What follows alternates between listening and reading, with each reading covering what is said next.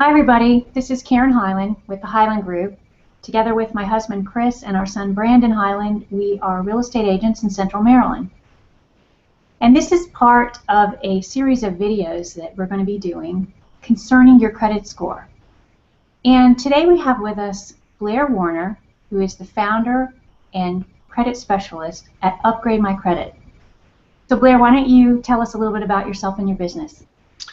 Well, you already said my title. I am the founder and, senior credit consultant, credit specialist, whatever you want to call me, related to helping people who have credit problems and debt problems. And the reason you and I are talking is because 80% of my clients, the reason they come to me is because they want to buy a house.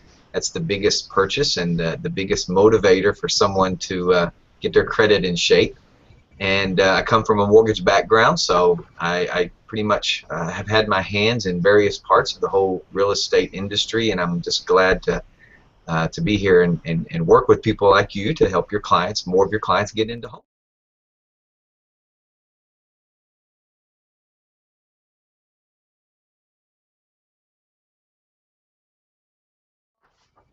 I've always been able to get credit whenever I wanted, so my credit should be good. That's something that could come back to bite you, that kind of thinking. First of all, if you haven't checked your credit in a while and you don't know what it looks like, let's say it's been a year or 2 years or 3 years since you've done anything on credit, and you just think that your credit score is the same as it was 2 or 3 years ago, but yet you haven't checked it, chances are it's probably not.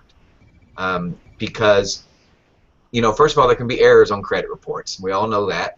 It's a big national, issue right now with even in legislation, certain legislation about how our credit system is crippled and if there's flaws in it, and so errors can be reported. Second of all, sometimes we think we made a payment on time and we didn't. I've had people come to me that said, they made their payment on the 29th. And it was due the 1st, or they made their payment, whatever, and they thought that it was going to get there in time, but by the time it got recorded, it was recorded late.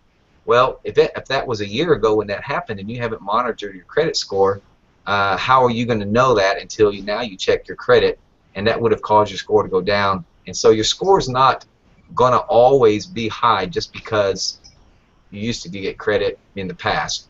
You have to stay on top of it and watch it. All right. Now, are some lines of credit easier to get than others? Could that be part of the equation? Yeah, there is. You're right. I would say that probably, credit cards are